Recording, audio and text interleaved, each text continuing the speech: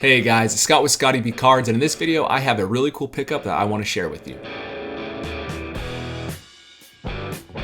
This last week I picked up a card I'm really excited about. I actually drove to Nashville. I recorded a whole video for it, but the microphone wasn't great, so I'm just going to do a rundown here. But I drove about 4 hours each way to Nashville to pick up a card that I did not expect to pick up. So what I want to do is explain why I bought this card and why I think this card is special, and kind of give some education around it because I learned about it recently myself. The player is Shohei Ohtani. Obviously, I've been buying a lot of Ohtani, which is kind of crazy, especially this particular card. I never would have envisioned myself buying it a year ago. But the reason I'm doing that is because I actually think that you were all right. I made a video in December of 2024, and in that video I explained why I was at that moment not buying Ohtani cards. The main reason was just because he was expensive compared to other players that I liked, and I was just buying other cards of other players I liked. And everybody told me how dumb I was, and I kind of reflected on that and looked at all the comments and realized you're probably right. I am missing the bigger picture of how important Ohtani is, so I've been buying his cards. And recently I wanted to make the definitive Shohei Ohtani rookie card guide, and I recorded a video that's like an hour and 50 minutes of like content that's going to be edited down, probably like an hour and a half video, longest video in my channel's history, all about his rookie cards. And in that video I did his 2018 rookie cards, and in the second half, maybe like the last third of the video, is a section on his 2013 rookie cards. And I picked up a 2013 rookie card. It is again a card I never would have imagined buying, but I learned so much about them and the potential in those cards and the cool history of those cards and the importance to Ohtani as a player in those cards. And I'll explain to you why I bought it. And then also in that video, if you want to watch that next week, I'll give even more information around all of the 2013 cards and where to start if you're new to those types of cards. But here is the 2013 BBM first version. This is basically their top series 1. They also have a second version, which is their top series 2. And these particular cards don't have autograph parallels. Ohtani has like 110 total autographs of all of his cards, like 110 total, because they're all numbered to 15 or less. Only one card's numbered to 15, everything else is numbered to 10 or less. And so all he really has is this flagship iconic card, which is the Red Wing. That's what it's nicknamed. Similar to the bat down in series 2 Acuna, iconic imagery. This is his iconic rookie card, that Red Wing, and typically doesn't have this facsimile autograph here, but this is his facsimile hollow foil. This hollow foil signature is limited to only 50 copies. It's serial numbered to 50, making it the second rarest of this particular card, which is why I'm so high on it. No autograph variations and very few numbered cards. Only 275 or so total numbered cards of his most iconic Japanese rookie card. So why did I buy this card? Obviously, Ohtani's great. He has postseason success, already has won a championship. He has 4 MVPs, just about to win his 4th. Hasn't been announced, but he basically has won it.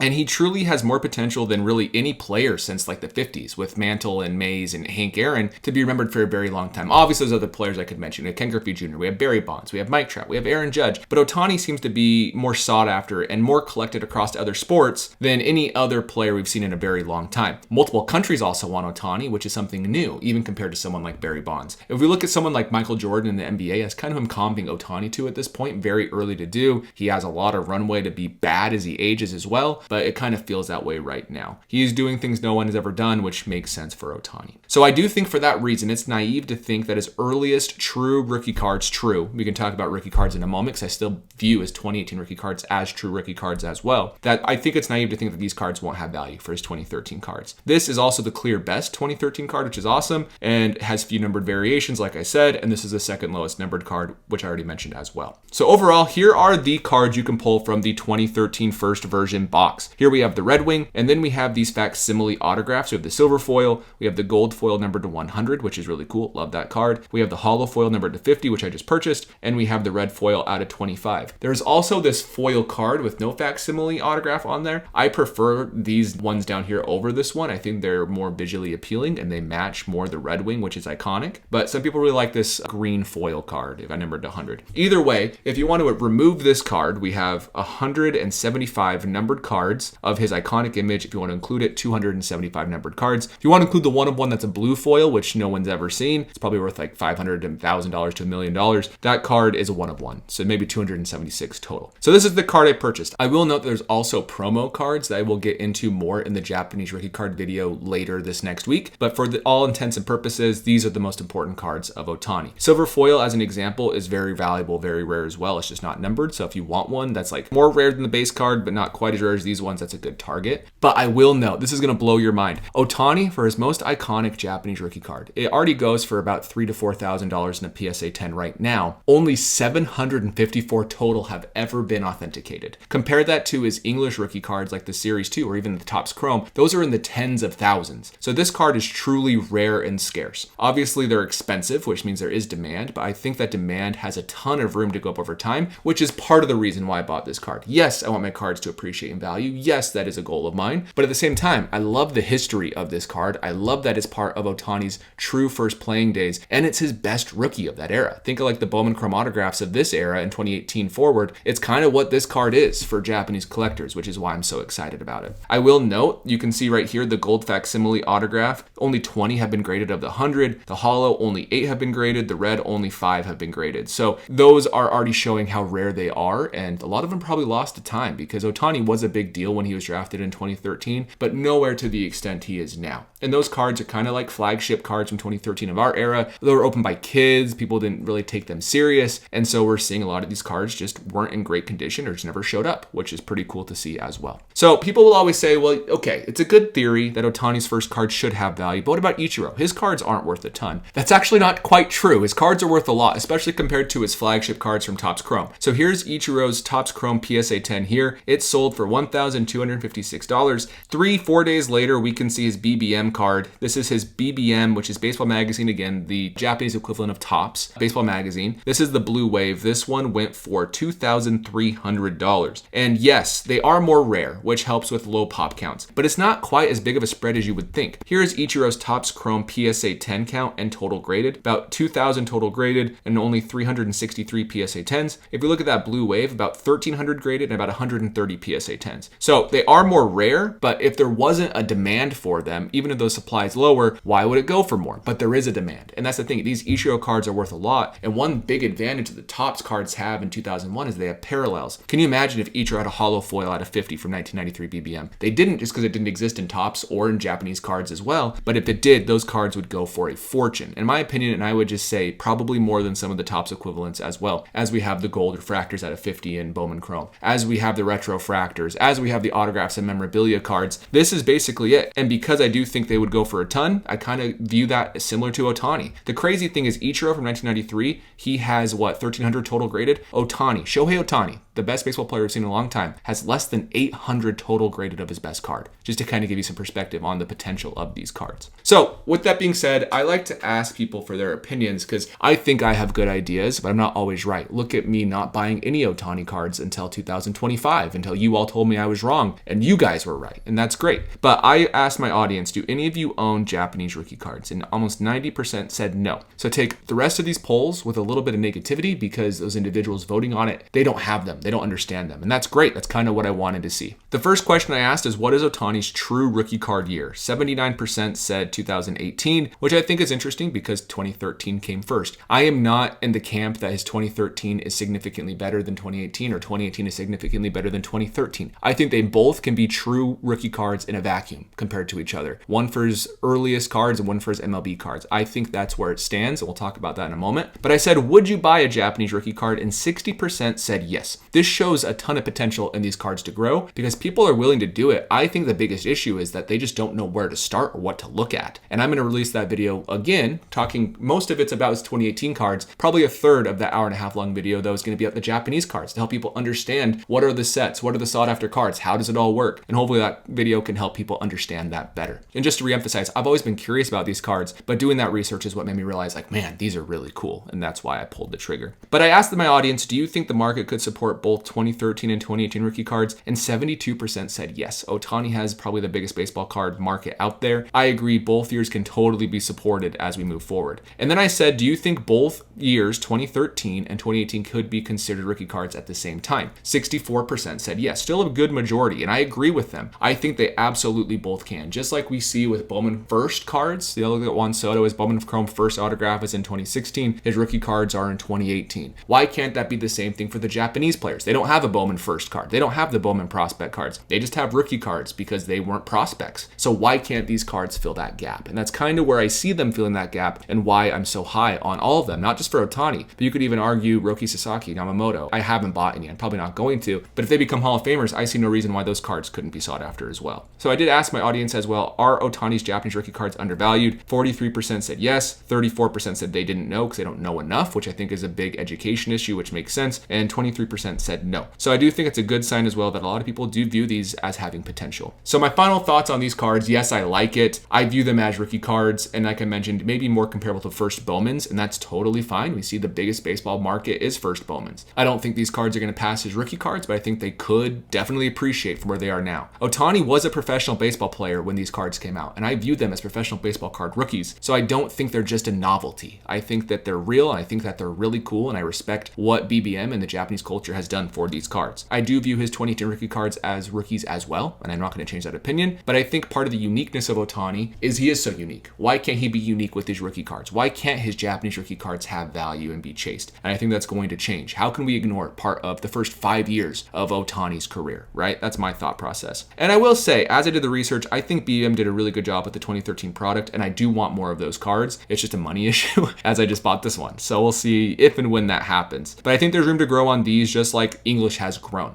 Japanese cards have not grown quite as much. They've definitely gone up, but English has gone nuclear, and I think that potential is there for Japanese cards as well. I like them for the investment value, but also because I love this era of cards. You know I'm a sucker for 2013 cards. And on top of that, I think that the fact they're in Japanese is really, really cool. I think they're kind of comparable to the 1984 Star Jordan, how that is like a pre-rookie. The difference between the Jordan and this card, this Ohtani, those Jordans weren't in packs. The Ohtanis were in like nationally distributed packs versus the Jordan be like a team set. So that actually benefits the Ohtani a little bit, but it just shows the 84 star, the 86 Fleer for Jordan could have value. I think the same concept could work for Ohtani. Here we have the 1996 Charizard. This is the no rarity symbol. This is like the very first ones printed, and they weren't first edition. These were no rarity because that wasn't a thing then. And then later they had the rarity symbol, the star, which shows how rare they are. And then in 1999, we had the first edition cards in the base set. But these cards still go for a massive premium because they're the first Charizards, which makes total sense. So overall, that is my pickup and my rationale. If you enjoyed this type of conversation, let me know in the comments down below. A little bit different, and I understand that. Let me know if you think there's any room on just 2013 stuff. I'm a believer, and I am happy I purchased this card. I'm excited to see if that ever changes. But other than that, if you just have a genuine curiosity about these cards, check out that new video coming out next week, all on Ohtani's rookie cards. It's probably the most excited I've been on a video in a very, very long time. So please go like and support that one. But other than that, thank you for watching. I'll see you in the next video.